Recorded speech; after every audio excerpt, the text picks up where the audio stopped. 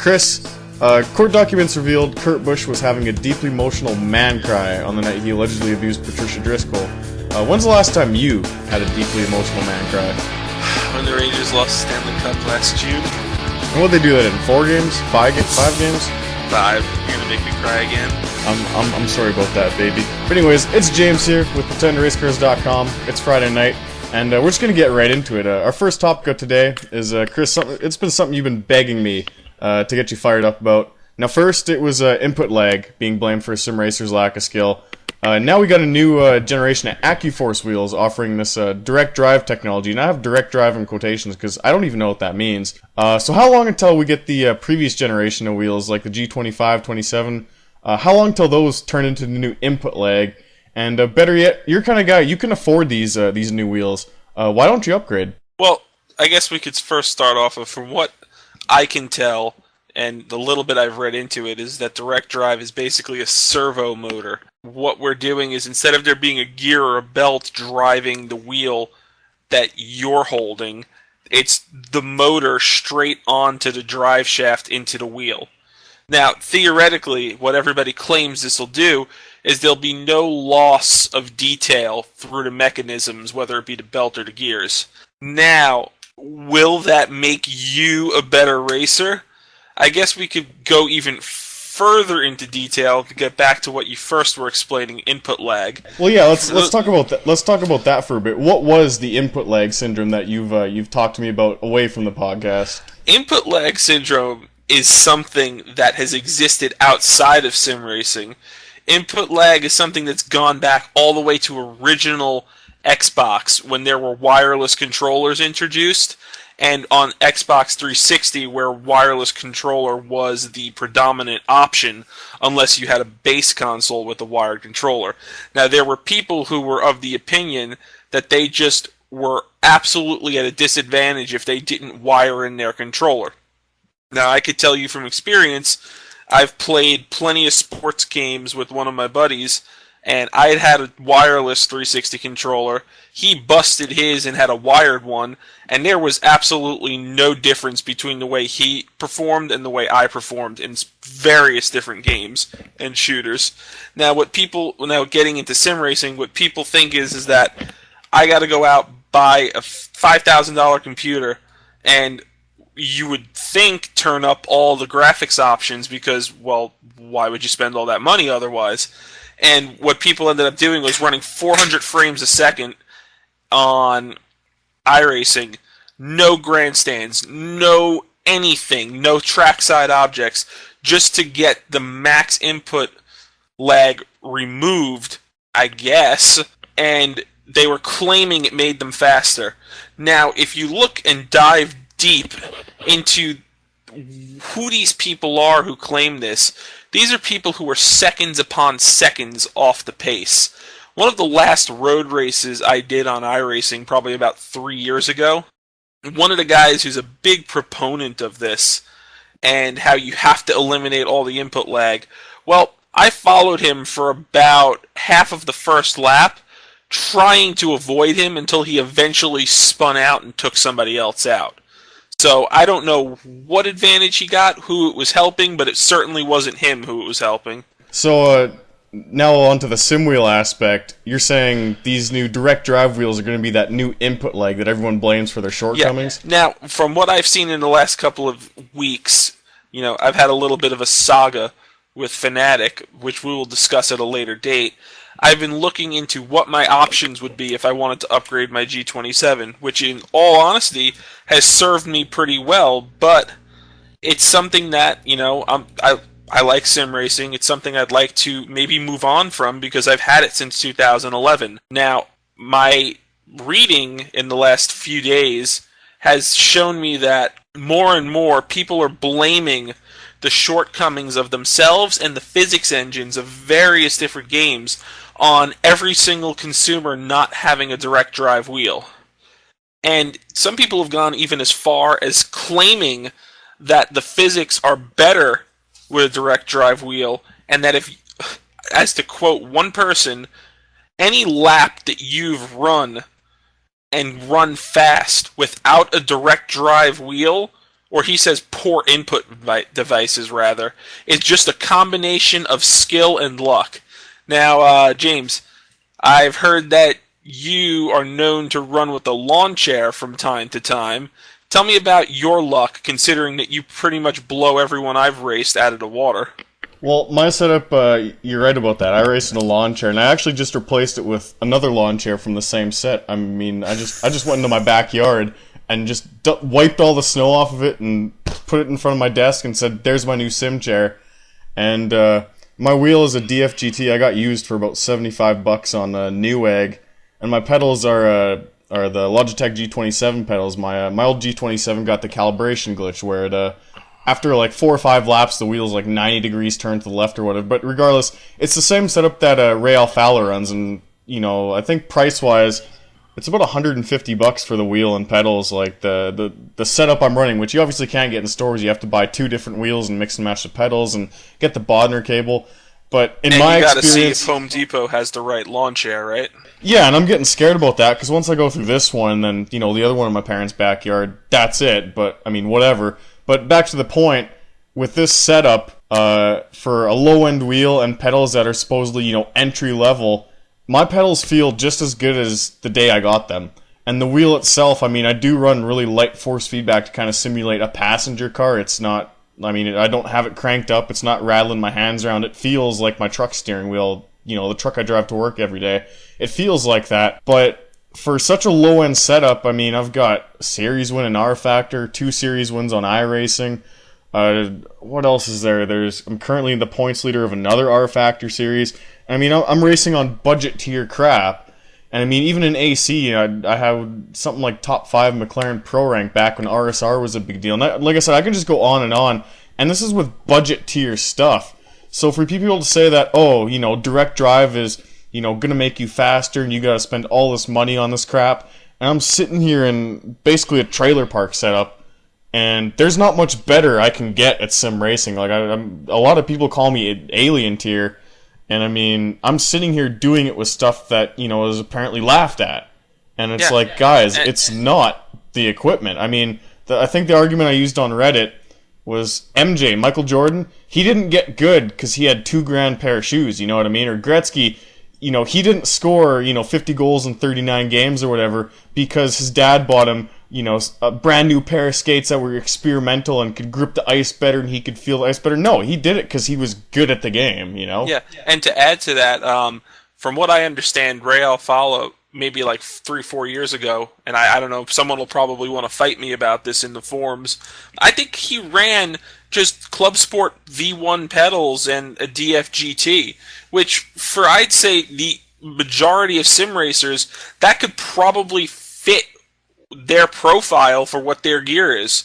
And you want to tell me that when the time came that, I'm pretty sure that he ended up getting better equipment, whether it was through sponsors or however it was, did it make him any more or less fast than he was? Was his luck gone, and did he suddenly become more skilled? Absolutely not. And another thing, we'll try to end this topic now, though. I've seen some people also imply that the developers specifically manipulate their physics for the G27 and wheels like it. I don't think that that's the case. I don't think they're doing any sort of manipulating for one specific wheel. I think what they're trying to do is make the most accurate physics set that they can, and it should work itself out. Now, do they have to make sure that there's some sort of like anomalies that are just worked out for each individual wheel? Of course. But from what I've heard, Assetto Corsa, I think his personal wheel is a G27. And is he somehow now not qualified to do physics? Are his physics work luck because he uses a G27? I don't know. You make your own decision. If you wanted to ask me what these developers, their biggest limitation was when they went out and they started making their physics, probably making sure that they made physics that didn't alienate half the user base. Because more calculations per second means more computing power, and when most of your iRacing user base are rednecks, wanting to run oval stuff and wreck everybody, or Assetto Corsa has a lot of, Europeans and people in the middle of Asia who don't have a lot of money, for whatever reason it is, do you think they want to alienate that user base just so they could do more physics calculations to appease us? Well, No. I'm sure they would want to appease us, but they would be out of business because that's not the majority of the user base. And I guess we can move on now. And James, there's a rumor gaining traction that Need for Speed Underground 3 will be released this year. At one point, you owned a PS4 as well as Need for Speed Rivals. Could you give me a little bit of a rundown of the game and your hopes for Underground 3? Well, I think I'll start with the first part of that question, is a rundown of NFS Rivals. Now, there's two schools of thought on this game, because I owned a PS4 last year, really just because I had some extra money kicking around. I said, you know what, time to jump into this console generation head first. And Rivals, there's two schools of thought on this game. It was really advertised as this, unifying experience. Their all-drive feature where you could kind of just jump into other people's games and go through career mode with them, or just chase random people around while they're in their own single-player challenges as a cop, and kind of butt into their session. So it kind of sounds like Destiny in race cars. It was, honestly, it was a lot of fun when it worked. It was everything the E3 trailer promised, was in the game, and it worked as flawlessly as the E3 trailer said it did, which is really impressive because that's a launch title, and for it to do everything the E3 trailer said it could do was really impressive. The shortcoming of it, though, was that if you didn't have a good group of people all cooperating and, hanging out and having a good time like we do on TeamSpeak, if you just had kiddies, messing around or going through campaign mode or bouncing off walls or not talking or, kind of getting into the game the way the developers wanted you to, man, it was boring as hell. I mean, the physics themselves, the map was good and everything, the progression was good. It was a well-designed game, but the physics, and I know it's stupid to bitch about physics in an arcade racer, but it did the kind of Ridge Racer thing where you go into a corner and you tap the brake and it kind of makes you into like a slot car drift. It did that kind of garbage. So, despite having a really good game designed around it, when it came down to driving the car, driving sucked. So it was one of those things you kind of had to rely on having your friends in the room to get the most out of. Because, I mean, my buddy had NFS Rivals too. And we'd just jump into lobbies together. And, I mean, he'd go through single player. And I'd kind of lurk him, drive the F40 cop car. And follow him around as he did challenges. And every single race I'd try and bust him. And that's how we went through the game together. And that was a lot of fun. But when he wasn't online, and there were just, kiddies in the room or people sitting idle, man, it was boring as hell. So I think the next part of that question is, what are my hopes for Underground 3? I really hope they do exactly what they did with NFS Rivals, which was the all-drive feature. I think the map design was really good. I think the car selection was great, even though I don't like how they split it down the middle, where you could only drive the McLaren F1 on the cop side, and you could only drive the P1 on the racer side. I thought that was really lame. But the whole game itself was really well designed. I mean, EA kind of knocked it out of the park. The big issue I had was physics. So for Underground 3, they really could just remake Rivals at nighttime with a similar map, but the one thing they'd have to get right is to go back to kind of like a Hot Pursuit 2 feeling, where it was, obviously an arcade racer, but it didn't turn into a slot car when you hit the drift button, where it's something you still had to drive and get good at. So I think if you kind of sat down and took the Criteria engine out of it, which has been in 3 games now, it's been in Hot Pursuit 2010, Most Wanted 2012, and then Rivals, which is 2013. You take that physics engine out and kind of go back to the Hot Pursuit 2 feel, where it's just really grippy cars that, handle really well, but you still retain the all-drive stuff that made it a lot of fun to play with friends and a lot of fun to just troll people as a cop and, all that crap. You could have a really good game on your hands, and the unfortunate part is the rumor that we're talking about has said it'll be very similar to Most Wanted 2012, where it's on the Criteria engine and it'll still have takedowns and stuff like that. And if they move away from that, if they make it about driving skill, which is what the classic NFS games were like, but still have that all-drive stuff, man, that game will be killer. I heard a lot of grip and slot car. Sounds like something a WMD would make. Well, it's like, I don't mind what they're trying to do with that set of physics, because, I mean, I know it's on the Burnout Paradise engine. The thing is, when it comes to a game like this, you still have to enjoy the driving aspect of it. Even though it's arcade and, intended for a different audience, cornering is half the battle. It's racing at the end of the day, and racing doesn't change even if the physics do. It's still, the tactics apply, from different games, and that's why you'll see guys who are big in the Sims dominate, Forza Horizon and Need for Speed Underground and stuff like that. That's why you'll see those guys dominate, because racing tactics don't change. But when you take the talent out of cornering, even if you have these really complex maps, man, it's not a fun racing battle with other people or the cops or crap like that. So all they got to do is move away from Criterion, and it'll be a good game. I'm sure EA can pull it off. Anyways, moving on to what's the next topic? Oh man, you're gonna love this one. This is controversial as hell, so we're gonna kind of approach this with our hazmat suits on and stuff like that. Race Department recently published an open letter to Kunos, calling for more time spent hammering out the numerous issues and shortcomings with multiplayer aspect of AC. I mean, we can't even pick our own liveries, which has never happened in other racing games since, car games became a thing. But they basically said, drop everything that you're working on for single player with AC, work on the multiplayer aspect because we need AC for multiplayer. Do you feel this open letter by Race Department was justified? Well, they're right and wrong at the same time. They're right because there are things that are missing. I don't really like, and my big issue with the set, of course, is the ease of use for multiplayer. I mean, nothing's going to be iRacing for multiplayer, unfortunately. My big issue is this. It's that there's certain things like the server browser, all the buttons, that filter, still very confusing to me. I somehow, by the grace of God, have the button combo right. What should be highlighted red, what shouldn't be, to where I can more or less find the servers that people are telling me to join. But that aside, you join a server and it's still random what car skin you're going to get. There's still, I don't know, it's like rFactor 2's server browser, and it's just something that I think at this point I wish would be web-based, but we're probably a ways away from. Now, where they're wrong, once you actually get into a room, and if you can look past not having your paint scheme, once you're in the room, it's awesome. And I don't have any sort of issue with the netcode. I've been door to door with people with 30 ping, 1 ping, up to 300. I haven't had really any issues since one of the last series of overhauls that they've done for the netcode. I think it's been really good. Is it unplayable, like they implied at Race Department? Not by any stretch of the imagination. Does it need to be more user-friendly for 2015? Yes, absolutely. Because you have a lot of people who are getting into sim racing who are used to the console experience. Now, should we matchmake? Probably not. But iRacing is about as simple as it could be.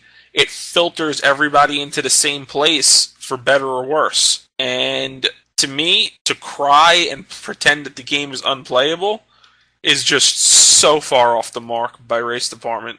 Well, I wouldn't say it's unplayable, but I think on that topic, they definitely do have a point. I mean, we're in our own GT3 series. I mean, we're signed up for it. It starts in 2, 3, 4 weeks from now.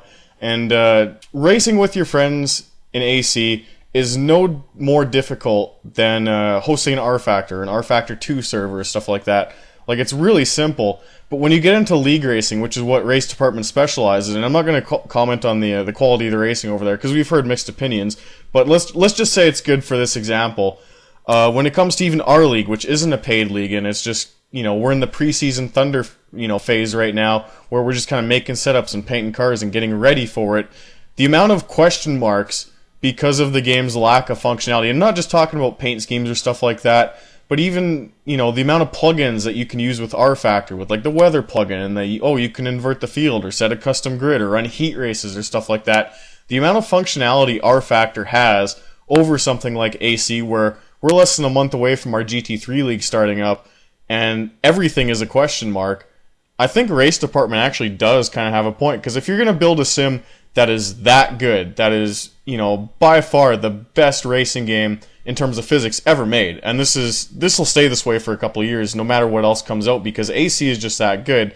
But when you build a game that good and have such, a shallow multiplayer that, aside from being able to race with your friends, you really can't do anything past that, that I think that letter was justified. I mean, they got a point.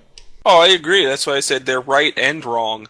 Pickup racing is still a big mess. I mean, it's still hit or miss. It's so hard to figure out how to filter the right way.